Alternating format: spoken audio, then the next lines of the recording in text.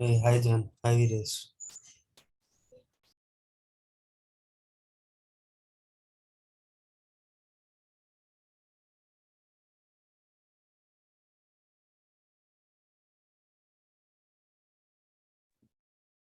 Hey, how's it going?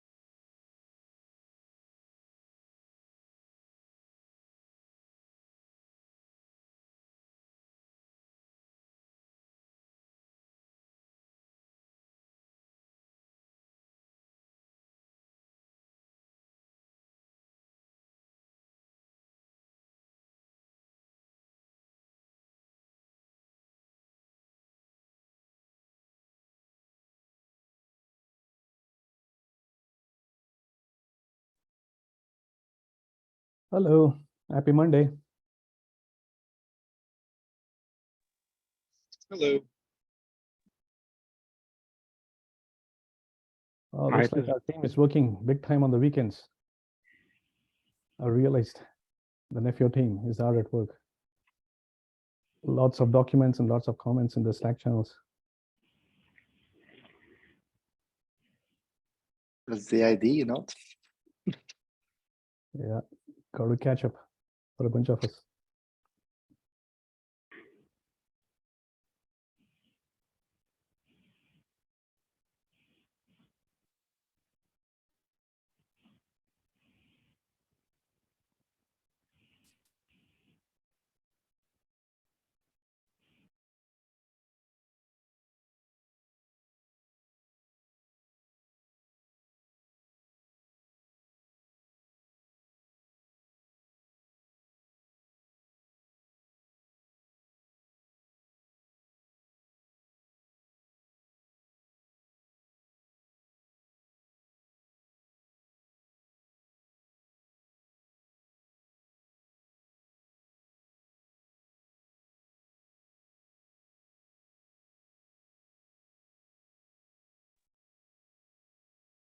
I do not see any agenda listed by Sana or Kaushik in the agenda doc.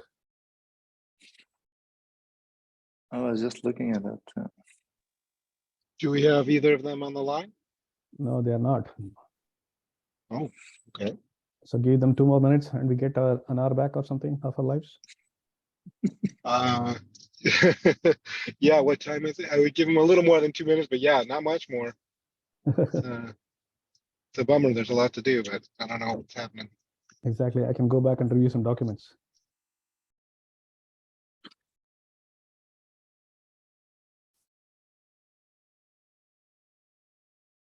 See, they have this Excel sheet, right?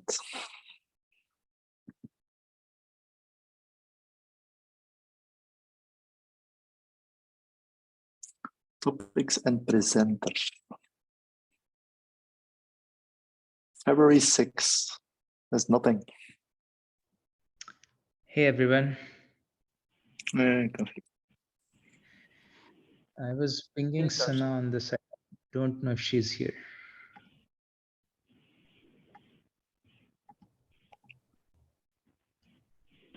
She's not here yet, right?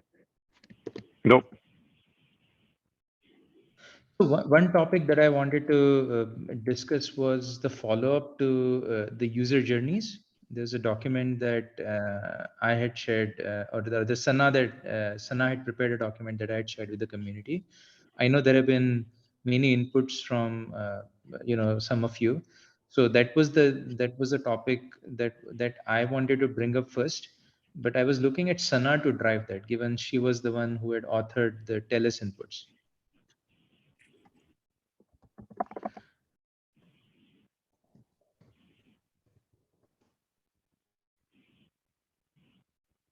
The meeting invite problem continues. So Sana doesn't have the meeting invite, is what she's responded.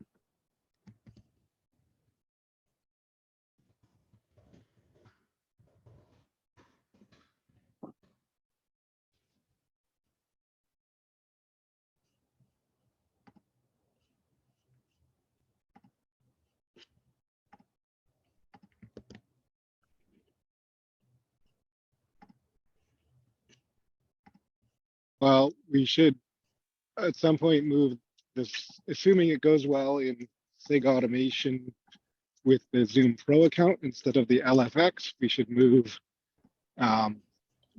all the SIGs over there. But we wanted to make sure that we didn't have, before we moved in a whole nother SIG, we wanted to make sure that there weren't other problems unanticipated with using the Zoom Pro account.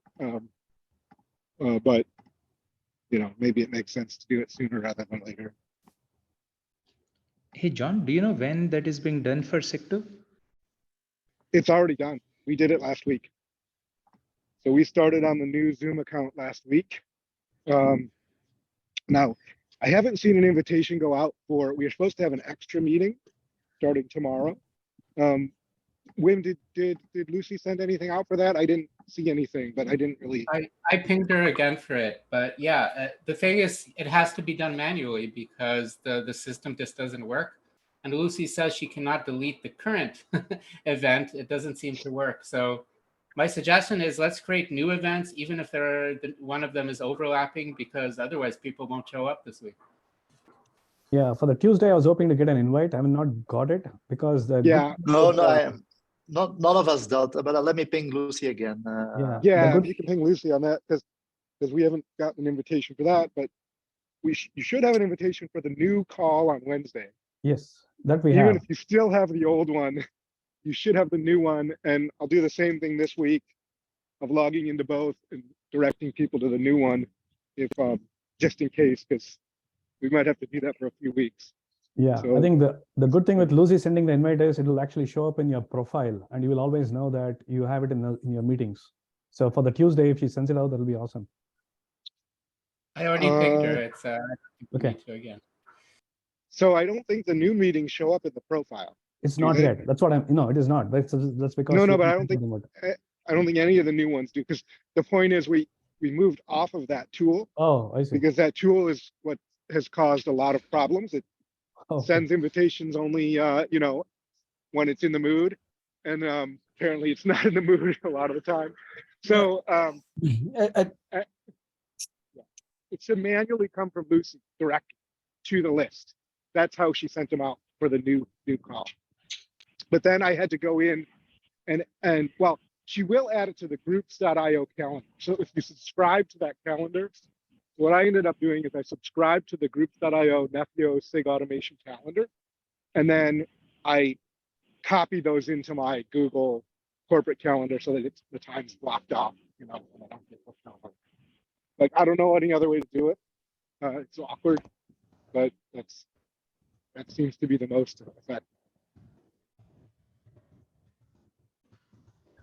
The easiest solution I have found is once I know this is confirmed, I will add a manual thing to my calendar.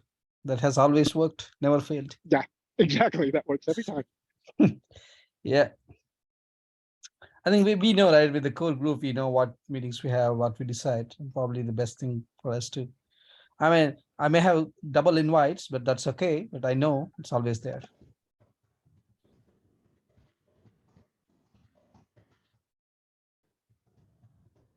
Hey, team, so we have two choices. I'm chatting on the side with Sana and see if she could make a different time. We can either reschedule, or since all of us are here, maybe we can try to go over the user journeys and the comments. What does everyone prefer? I prefer the latter. We should go ahead with your suggestion of going through the document. That's my preference. Yeah. Yeah, I agree. And I assume hopefully most of have read through that document. So I'm going to see, how do I present in Zoom? Share screen. Yeah.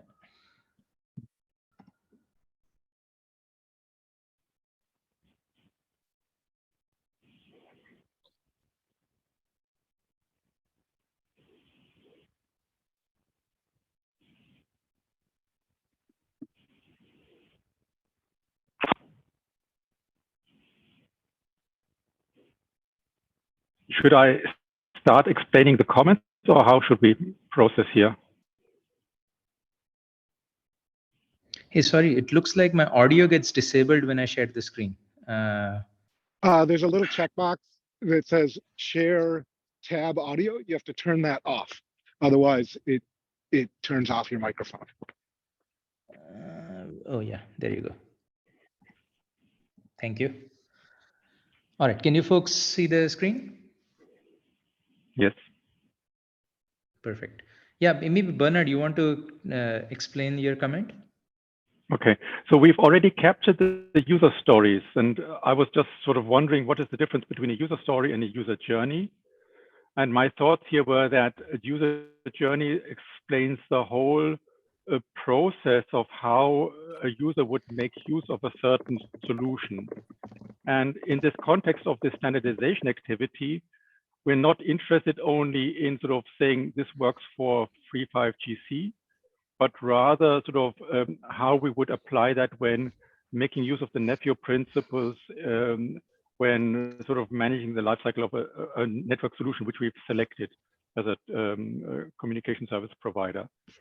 So in this sense, I thought it would be beneficial to understand the whole process, and then have this process being depicted in such a way that it can be applied to different network solutions.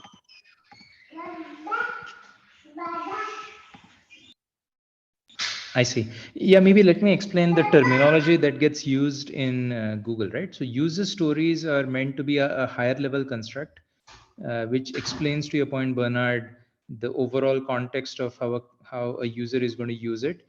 The user journeys are the more detailed set of tasks that are being used by a user to accomplish certain activity, right? So by nature of it, user journeys are, or CUJs, critical user journeys, are meant to be the more refined uh, versions of user stories. User stories can span across user journeys, right, to achieve one logical outcome. So that's the typical nomenclature that gets used in Google. Now, that's not necessarily true with this document, because we are saying these are user stories and also defining user journeys mapping to those stories. So it's not Yeah, but exactly to in be the honest, same denomination.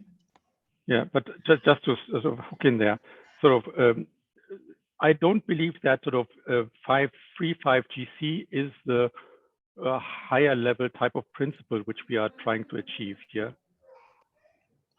Yeah, that's why sort of if the user story starts with we want to manage the 3.5GC, I don't think this is the level of ambition which we are trying to address, basically. But it's an example of what we could do here, but it's not the reference of what we will have when we're applying it in our day-to-day life.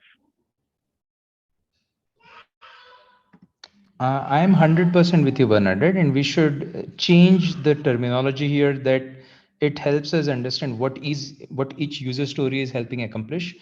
The work scope and so forth are the technical or implementation details, right? Whether we use free 5GC or specific CI/CD tools or processes for releasing and so forth. Those are all the next level of details. They are not kind of central to the user story or the user journey itself. Having said that, maybe I'm trying to now reread your comment, right? You're saying should highlight the concepts which can be used when pursuing the same user journey. Yes. Can you give maybe an example? Yeah, so just imagine that you've got this template which you've been using for describing a customer user journey. And I was just, since we're in a standardization type of activity here, if we could sort of add one field where we say, in this user journey, we will sort of establish certain guidelines, concepts, which will then be sort of transferable to future projects, future network solutions, which we would then apply. So that we learn sort of what is specific for the specific users, for the specific release, but what would we learn out of that as a general concept for later on. That's why I said, could we add an additional field to the user journey description regarding the guidelines which we expect to establish here? Understood. Maybe Bernard, what would be useful is if you can update this document with your suggestions for each user story, right? Vis-a-vis guidelines. Yeah, could do that, but it needs to be a common understanding of the guidelines. So of course, then we need to review that. Absolutely. Why don't you add your proposal, if I may suggest, Bernard, and we can review it either offline or in the next SIGARC meeting. Okay.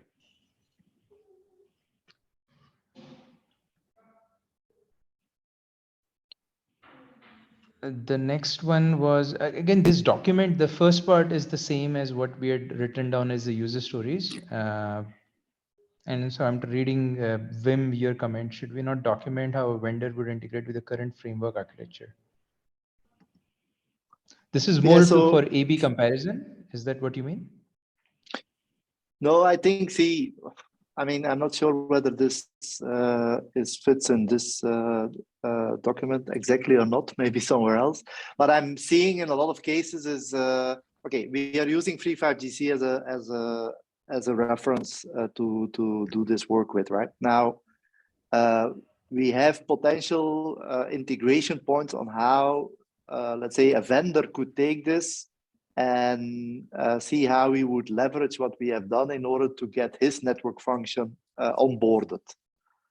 And my idea, so the reason of the comment was, should we not document or put some effort in it to actually document some of this such that we can already highlight how people would do that? So that's a good idea, Wim. I would almost say that that is a vendor user journey, right? We have more than one.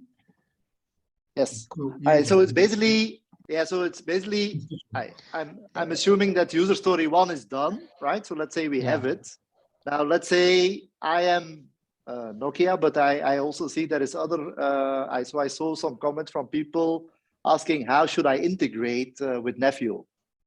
And if we have a document explaining that how they can accomplish their user story and what they should do in order to integrate with Nephew, it would be beneficial to the community, to the vendor side, but also other open source projects and what have you. You see what I'm saying? So yeah, hey, Wim, if I may, maybe what you're describing is almost like a design documentation of byproduct, right? It's a little bit isolated or separate from the user journey. The user journeys are achieving specific goals with specific work scope that we define for R1. And then as part of the overarching design that we build towards, it should outline how should, in your case, vendors extend for their scenarios, or other community members can extend, right? As an example, those are all kind of design documentation outcome, somewhat separate from the important goal, but somewhat independent from the user story itself. If I can comment on that, Kaushik, I think that that's true today.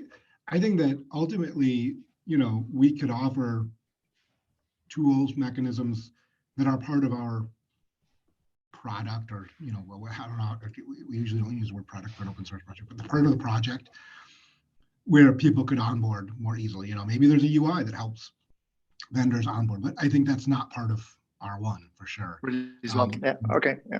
Yeah. So, but there should be, like Kaushik said, a design document around that. That would be part of R1. It's a more manual process right now. So one That's question out I the want scope. to ask is, that maybe I just want to bit clarification on that. So at the end of R1, I know we have 3 main user stories, and then we are working towards that in SIG 2. But do we expect at the end of, say, we have R1, at the end of R1, do we expect any vendor, such as, say, for example, Wim Nokia, writing say their UPF component compatible with Nephew? Is that an expectation at the end of R1? Do we need to make that goal as a for R1 so that others could try integrating their software, whether it's a scene of vendor or maybe an orchestration tool which wants to orchestrate, which wants to use Nephew as a domain orchestrator? So I'm talking about two different kind of entry points here. One is North Pond, one is maybe integrated into Nefio itself. So do we have that goal for R1? Not as a product goal, but as a community goal. If that Yeah, is the goal, then probably that needs to be highlighted as a first class candidate. That's what I was getting at. I think that's a really good point. Like, it's been, from my point of view, it's a goal of the architecture to be extensible in that way. And so we probably should explicitly state that whether we're going to have, like, R1 timeframe is very short. In my mind, it would be ideal and wonderful if we had not only documents of how to do it, but actual examples, integrating multiple vendors, like another open source vendor we talked about, that other one, Air something. I don't know, but like, we should, over the next week or so, we're going to try and figure out what the what we can actually deliver and what people can commit. But I think that it should be stated as a goal for sure. Yeah, and whether we can achieve it or not, or it has to be a follow-on, of like, okay, now let's show all the same user stories with open air interface, right, or something like that. That could be we'll have to decide as a community what the right next step is after R1. But that makes sense to be at least stated as a goal. I just don't know how. I feel like we're going to be really heads down, just like trying to get something working, and so I'm concerned about adding. Got it. Maybe as a post R1 goal, though. Maybe if it has to come as a formal documentation or a formal tutorial that will come post R1. Looks like that's how I get it. John. Yeah, and in fact, I'm with John as well. Right after R1, we should have a milestone with that level of documentation, so we know what it takes to extend to other vendors or potentially other CI/CD tools or whatever be the extensions that we're talking about. Yeah. Okay. Cool. Thank you. I just wanted to have that common understanding across all of us. That was my thinking too. Just wanted to make it explicitly asked and make sure my understanding is correct. Thank you, John and Kaushik. Okay, so Wim, I'll address your comment as we discuss. I'll update the comment. Yeah, just put out of scope for R1, but maybe immediate afterwards. Yeah, so it's like it's not in scope for R1. Yeah, I agree. The next I just wanted to highlight Ravi, it because there has been many discussions. Or I had many discussions on it, so that's why I was saying. But okay, yeah, move on. Okay, next one, Ravi, I saw your comment. I'll fix the terminology. I know it's not the right use of service chain, so that's easy. Excuse me, I had my hand up. Could I ask a question, guys? Sorry. Sure. So, Yeah, go ahead. so I understand that. I'm trying to understand. Are there representatives for open air interface here on in this meeting that people have the intention to use the OAI assets to it? It just gets to the work scope because it's a question of what people want to do, right, and what they can contribute to. So I'm trying to figure out if there are representatives on this call that would be taking the OAI work into Nefio. And I hear not none. at the moment so, I see. Okay. Not at the moment I see, Tim, but I think in SIG automation there is people joining for it. And I had personal discussions with some of the guys which wanted to do it. So there is people, but not at the moment on this call. But there has been I think in SIG automation there is someone who is joining that has that in mind. Right, and that was my point. Was that I think if we do this, I'm gonna let this go because I understand you're trying to get to some place, but there would be an expectation that the people interested in that would bring the work necessary to incorporate it right into the framework. Correct. Okay. Yeah, so Thanks, just guys. a little bit more clarity. We have talked to Irfan and Sagar from Open Air Interface, also in a smaller forum. I, in fact, reached out to Sagar earlier today.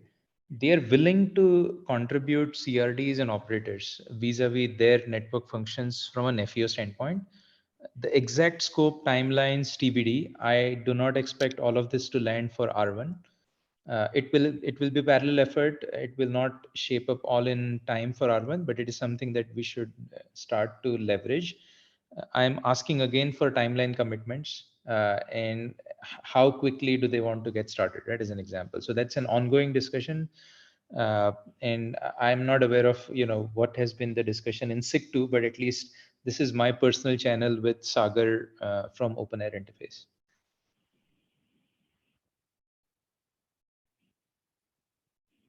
Got it. Thanks. Can I have Maybe a- one other thing that I wanted to do was, in fact, bring Sagar to SIG1 so they could present kind of scope of their work, talk about critical, what user journeys are they looking to support and so forth. But before we do that, I would like them to put, do their homework and come up with a clear outcome. So I will help orchestrate that behind the scenes. Yeah, just to add to that, Saga and I have been in discussion in LinkedIn as well as Slack and comments on the document about OAI versus free 5GC. So yes, there's definitely discussion going on one-on-one and in smaller forum. Just FYI. Thank you. Thank you, Anne. Okay, so coming back to the document, this is all existing material. I just had one question, Kaushik, yeah. on Ravi the has a point. sentence. Yeah. So my question was like because when we have this the multiple either forums or vendors kind of coming up with the CNFs and their own set of manifests. And right now, what we do with free 5GC, at least what we implemented, right, for the one summit was, okay, we have this end set of manifests that we want to achieve, and then there was this kind of the operator model that basically that we implement kind of map with this. So when something opening it's their own and their own set of requirements. What is that integration plan? I mean, do we plan writing the operator for them? Hey Ravi, just a second. Is it just me or is No, Ravi I think your audible? audio is choppy. Yeah. Hey Ravi, you may have to repeat. Oh, yeah, okay. Because I'm driving here, so. Yeah, please. Okay. Yeah, please, if you could repeat. Sorry, Please. I'm driving too, so multitasking. Yeah. No, my question was like, just comment on when OpenAI said, okay, they're going to probably support Nephew or in some form or in some manner. My question was that what is that integration? How do we kind of lay out that workflow for any CNF to integrate with Nephew? Because right now, what we did with One Summit was that, okay, we have this kind of an edge operator, and that basically maps all the UPF deployment into, say, for free 5GC UPF manifest and all. So that we knew the manifest, and so we kind of mapped it. So is that what the plan is? Or I think we should have something to say, okay, this is how vendors come with own CNFs and the resource requirement. This is how it would kind of these CRDs will get mapped to it, or what is that workflow? I'm not sure if that is clear yet. Ravi, that was Yeah, exactly the point of my comment, basically. So I think what we are saying is that we should address this after we are done with R1. Okay, no, because Right. I was telling, because there is some discussion happening with OpenAI, so I was thinking, what is that? What is the plan there? Because Kaushik mentioned there's something happening on the side. So just trying to understand. I think this is what we discussed earlier just now, right, with Wim's question as well. I think what we're saying is it is not a critical outcome of R1, but what we should do is we should start to, like, in a way, these are all interrelated, right? We need to have a somewhat flexible and extensible design and documentation that comes along with it, that outlines how new vendors, new CI/CD tools can be plugged in, can be extended, can be replaced, right? All of that may not land all by R1, but we should regardless start that work. and that is almost like some of these activities with open air interface and so forth are almost forcing functions for us to do those, because we cannot meaningfully have open air or anyone else contribute without knowing how they can really build using towards Nephew. Okay. No, yeah. So yeah, if there is something that's happening, probably it can be discussed in this forum so that we can understand what is the route or journey they are pursuing with Nephew. So.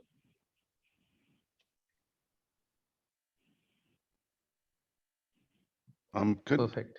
could I ask a question, or could I make a comment here? Just to. Yes, please. All right. So with respect to that, in all honesty, I would expect whether it's the vendor, Nokia maybe might have something, or OAI, but I would expect that the proponents, the people that want to see that happen, need to come in and contribute the work, whether it's whatever artifacts those are, to make that pluggable piece happen. And so, I hear there's 3 or 4 people, for example, OAI, that is working with OAI to do that.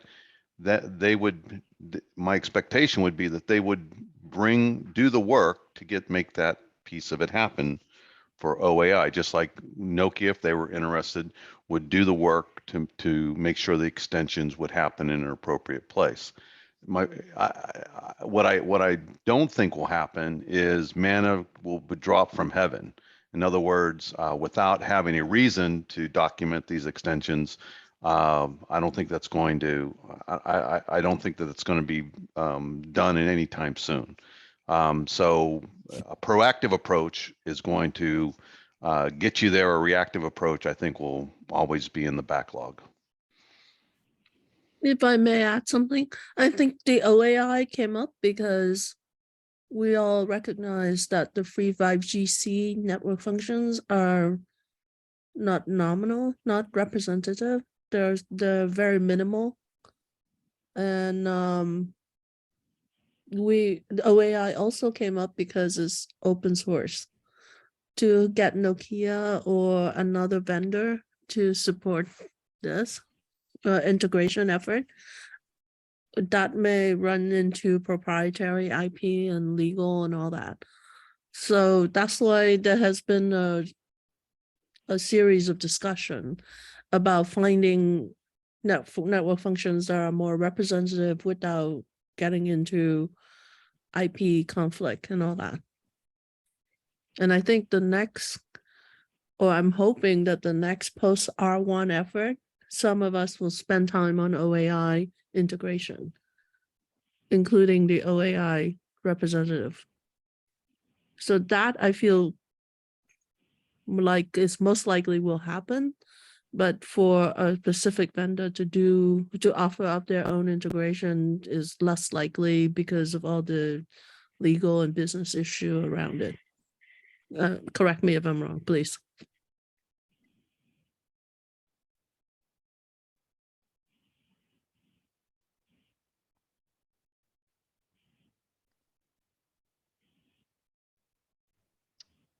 Oh, I don't know. Was it to the group N or?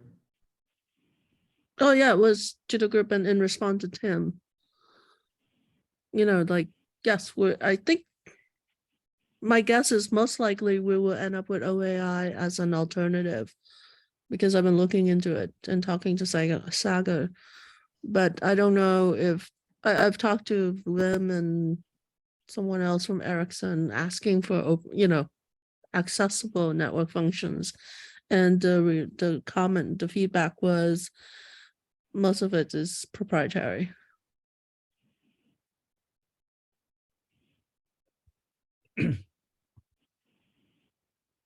Yeah, at least what you're describing matches my view. It's an alternate implementation. OpenAir interfaces express their desire to help out. Exact scope, timelines, TBD. And yes, we need to enable them by producing documentations of what is it that they need to build and integrate into Nephew. All of that last part is what we are discussing here about how should we make it happen.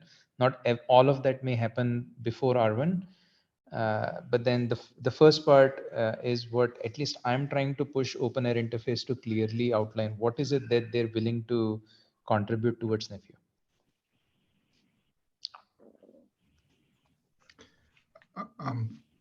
If I can jump in, I think that when we come to commercial vendors, yeah, they're not going to share their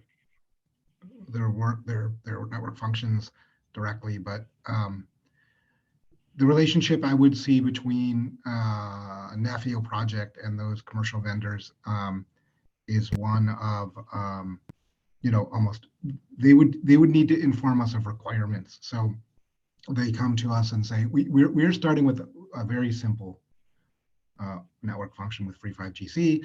Open air interface maybe is another step with a little more complexity, but the proprietary network functions are probably substantially more complex. And so we're trying to, as a platform, the project is trying to build out the primitives to support the basics, starting with the basics, getting a little more sophisticated. And the sooner we can get folks like Wim and Ericsson, Nokia, like Wim and other folks from Nokia, Timo and everybody, and other people from Ericsson and other vendors on board, the sooner we can learn of the requirements of those vendors and we can begin implementing the functionality in the platform that those vendors need to be able to allow the platform to manage their network function. So that's kind of how I see the relationship and why it's super important for those vendors to be involved and understand what we're doing in Nefio and understand what we need to do in Nefio to help them. That's the way I view it. And the same would go for the cloud vendors, other platform vendors. All of us need to inform the Nefio project of how it needs to work in order to make it work with our products.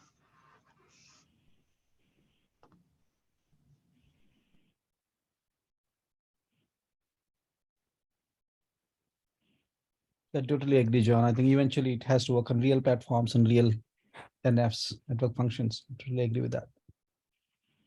R1 is a stepping stone in that direction, and then we had to take it to a level where it can work on all the clouds and hosting the real network functions that telcos actually use.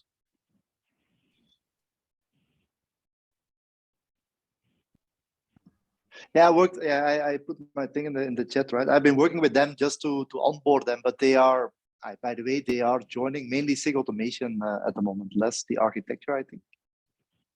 But I do agree with what John said 100%, is that maybe, so we use Free5GC, but I want to make sure that the CRDs that we define are flexible enough to ensure that we have other options on the table and that we don't lock them out, right? And of course, we all have to help to achieve that. But Wim, this basically means that we need to give guidelines of how to structure a CRD. Yeah, that means, for instance, sort of not necessarily. I mean, not necessarily structure.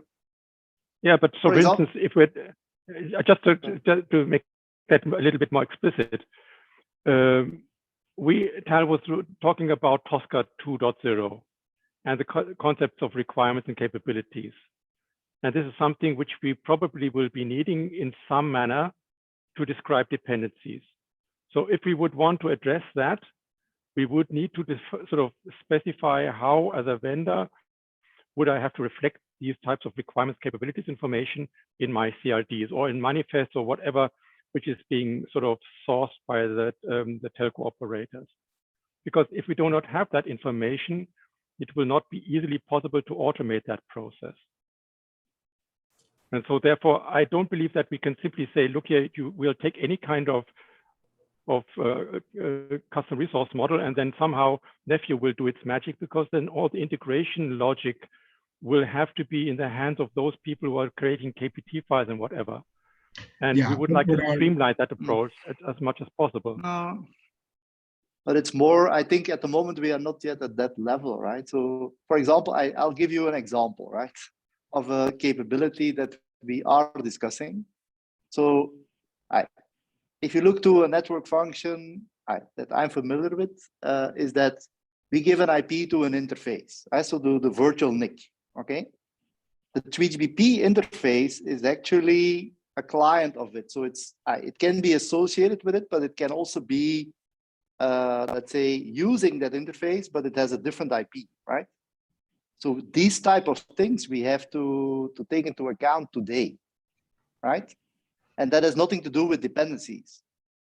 And that's what I'm saying. This is some of the flexibilities that we need to build in at this stage already, that has where the dependency is yet, that it's going to come to us, but we are not there yet. And there is even today elements that we have to build in to allow for what I call flexibility or different deployment options.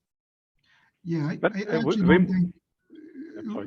if you let me to it, I don't think you guys are saying the different things actually, like it's just where we are in the stage. Like we will need what you're talking about, Bernard, the dependency management, and we will provide, I think somebody else, Vance or somebody said, like opinionated or flexible. Well, a little bit of both, right? We have a CRD structure that's Nefio CRDs, and you're expected to, you know, either be able to understand those if you need to, or maybe we can build it in certain cases where you don't need to understand those in your operators, but you need to sort of integrate. Like there will be enough structure. The trick and the challenge that we're facing is how do you put enough meat into the Nefio CRDs that you can build automations and you can build dependency management and you can build the useful things that we want Nefio to do, but not so much, or you make them extensible enough that they're still flexible enough to support multiple vendors. And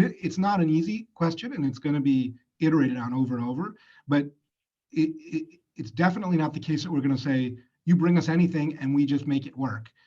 That's not useful. Agreed. Like that's lowest common denominator and you lose value. So there's a balancing act here, but I don't think you're saying different things at all, in fact. Agree. So I do think there's a difference in opinion here, and I'm taking Bernard's side. It's true that we're not there yet, as Wim said, but I don't think we need to be there yet to actually have a design. We don't need the code to actually create an architecture. And actually, in the past month and a half of meetings, we've been discussing various aspects of meta models. And I think it was a productive discussion.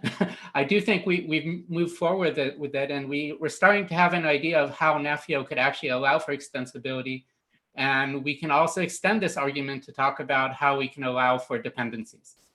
I don't think this has to be done in connection directly to the code, right? You can design your models and then think about how the code would interact with them. At the end of the day, the code just needs a set of properties, right? The actual stuff needed for network functions to function, right? And how that's organized into how many CRs, how the CRs were related to each other, that's less important for us moving forward, right? So this is part of the reason I was supporting this sub-project, right? Thinking that we can have a separate task force of sort for people who are interested in discussing modeling to move that forward. So we have been discussing, we just need to decide, right? And of course we can iterate, we can start with one thing and move onward. So anyway, I feel like we're taking over the SIG #1 meeting with SIG #2 issues, but we can discuss this in SIG #2 and think of a way we can really move forward, because we can do the work in parallel. We can work on R1,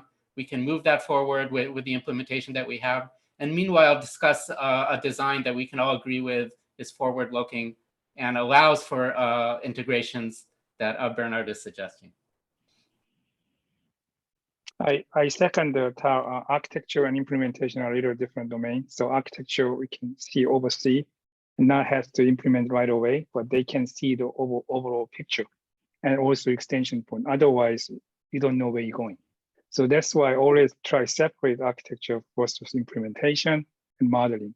So anyway, so I think the Ronald and Tao has a view, and if you just this is our implementation. We for architecture follow this, then it's very chaos, soon. So that's my view.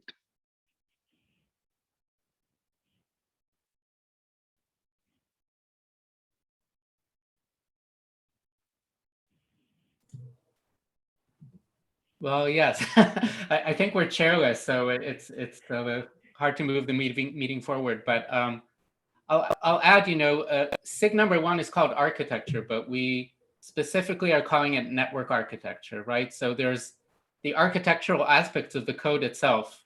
And I think we've decided that CRDs and that modeling design is owned by SIG number 2. But this is definitely a point where the user stories speak directly to the design of our interfaces. So remember, we don't have a traditional API like some systems have where they discuss API points and name them. Our API is KRM, right? So our API and integration points are these CRDs. It's critical, right? This whole discussion. Well, speaking of critical, that point that you just made concerns me, and it is critical. So you're saying the data models or the information models are SIG2? That's how we've organized it so far. I don't know if that has to be the case, right? Can you tell me specifically what you're saying though? Where do the information models fall? We've discussed this before, Vince. I do agree. Like I think I know what you think, and I think I agree with you, which is information model would be more in SIG 1, but information, whereas data model and implementation would be in SIG 2. That's different than software architecture for the Nefio, right? Like that's the model, not the architecture of the software itself. So, I mean, we all, by the way, we all own the charters of these SIGs and how many SIGs there are, and we can always go to the TSC and say we did it wrong and we want to change it. So don't. I have my opinion, like I talked about in the past. I see SIG 1 as kind of requirements. SIG 2 is kind of engineer. What product management, engineering, and what we call EngProd are the 3 SIGs in my mind, but that's just my mind. And that may be insufficient. So I'll let you talk now, Vance. I think it's somewhere in between, right? Because what's so unique about declarative orchestration is, and what's powerful about it is that the models become the API. To an extent, I think that was always the case. I think we should always have designed APIs according to our data models, and that's why some APIs are not very good still.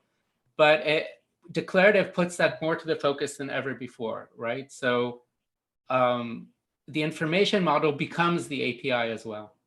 Yeah, and actually, if I can follow up with you on the follow up on the comment you made earlier that we don't have quote APIs, it's KRM. I don't think that's true. We have specific KRM resources we're defining for Nefio that represent those information models, and we have to have those debates. Yeah, that is our API, right? And yes, those specific data models are the API. Yes.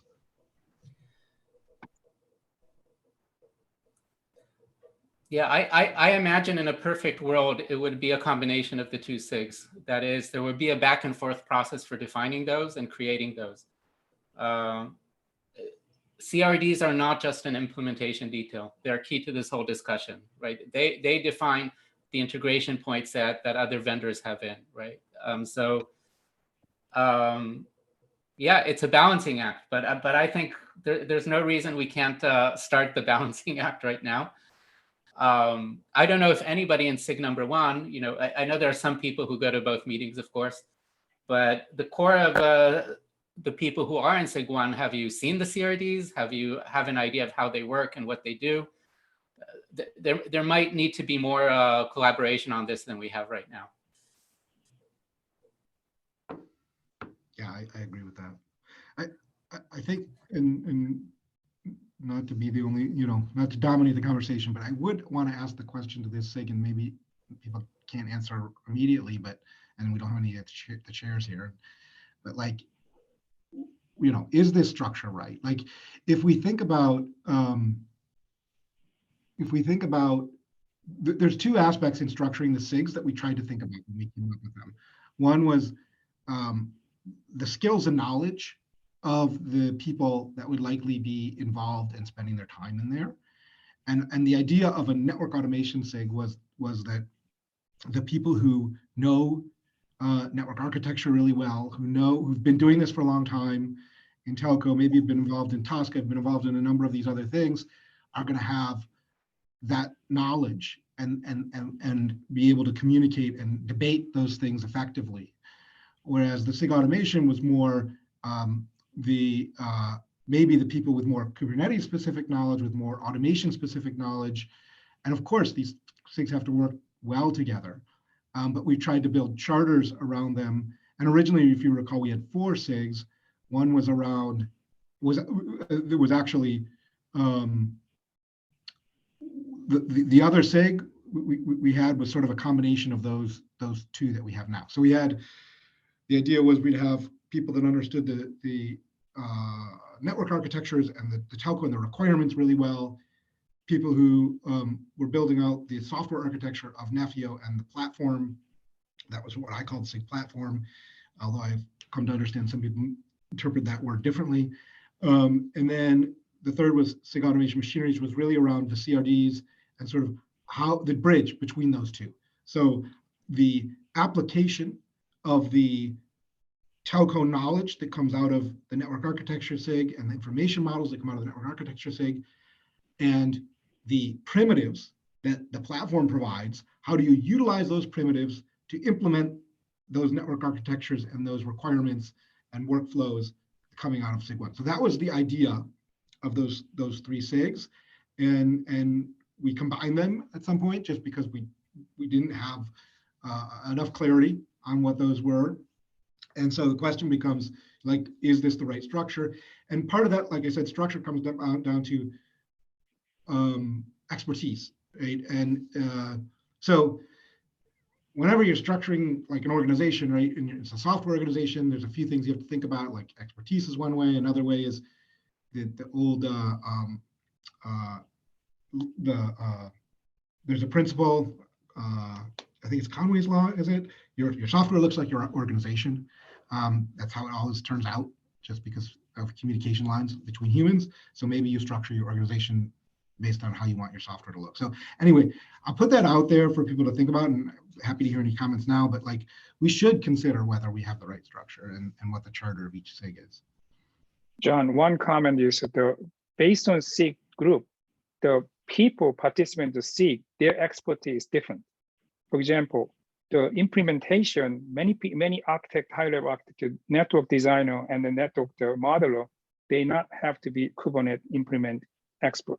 That's why we separate because they focus on. Initially, last time I went to Google in June, my understanding is SIG1 architecture is they define the CRD modeling and CRD and high-level architecture, and also a user story requirement, those things.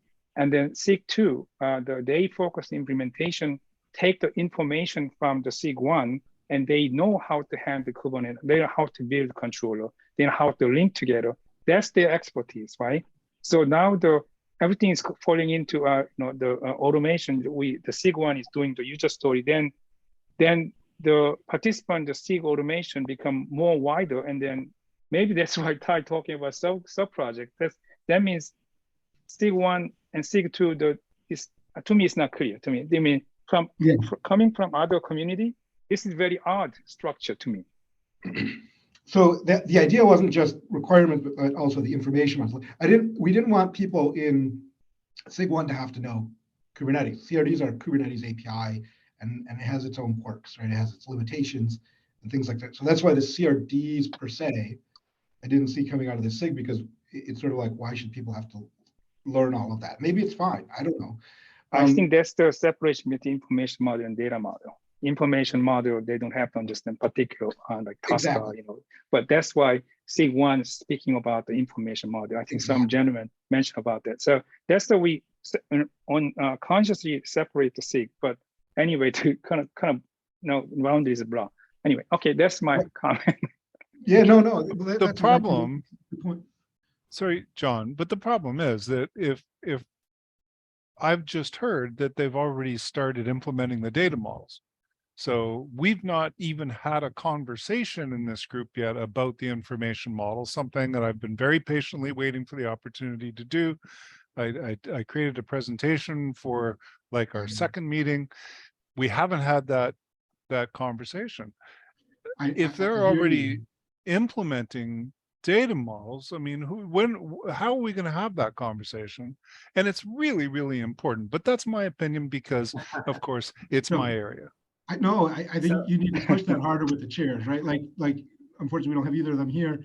Like I agree with you, right? But the reality is, you know, we're in some ways executing before we're iterating.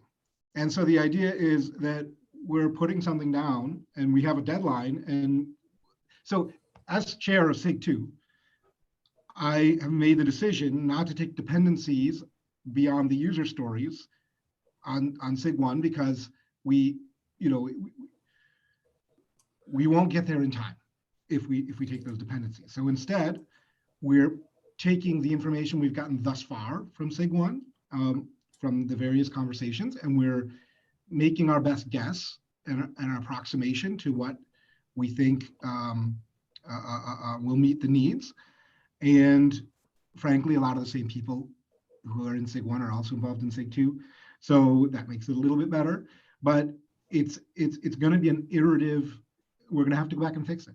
We're going to have to go back and change it, right? We're not building R1, in my opinion, with backward compatible APIs because we don't have enough of that information model yet. So that's the approach I'm taking. Tal has his hand up for a while. Yeah, I'm sorry. Go ahead. Thank you. Thank you, Chair Stephen. So I share Vance's impatience about this.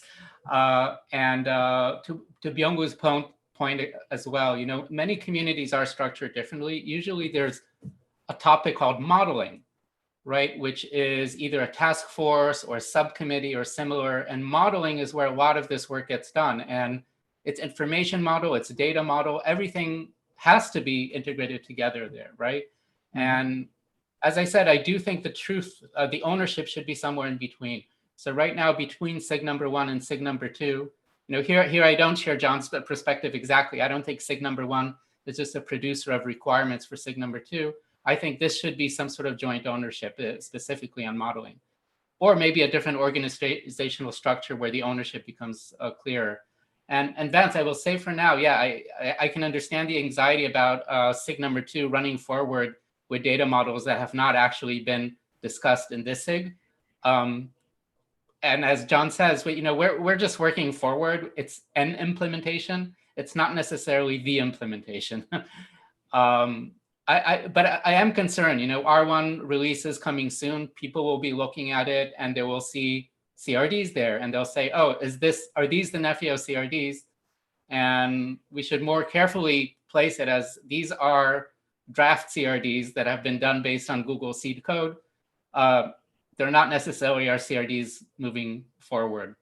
But yeah, I could suggest maybe that maybe the next meeting for this SIG, for SIG number 1, we would present those CRDs here and maybe kickstart a conversation about modeling, if that makes sense to you, Vance. Yeah, absolutely. Yeah, plus maybe it's Wim, maybe we can also present what we have. So yeah, so I think I'm next, right? So what we can also do maybe is we can present what SIG2 comes up with in SIG1, if not everybody participate, right? And then and maybe we cannot change for R1, but at least we get the conversation going, right? It's probably better than having this debate right now, which is a bit because most of the people, I'm not sure everyone is in all the SIG meetings. Most people are, but not everyone, I think. So it might be wise just to present what we have so far and get feedback on it, right? So that should be fairly straightforward to do. As a way forward. I guess we don't have a chair, we don't have a quorum, but what I'm going to suggest is And again, I've just been patient, but I think now it's really time to say we need to put the information model on the agenda. Makes sense to me. I trust on that. But Plus, I think SIG numbers also will have to decide. I think Sana worked very hard on creating an agenda moving forward. So we kind of need our chairs to. Yeah. We should probably. We're also at time. I think we should continue to discuss this on Slack, and maybe the chairs can pitch in and say how they feel about making this front and center right now.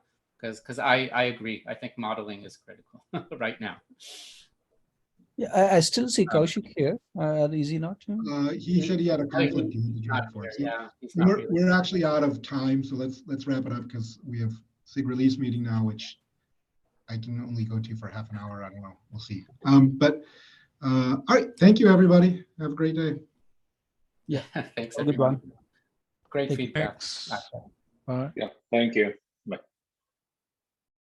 Bye.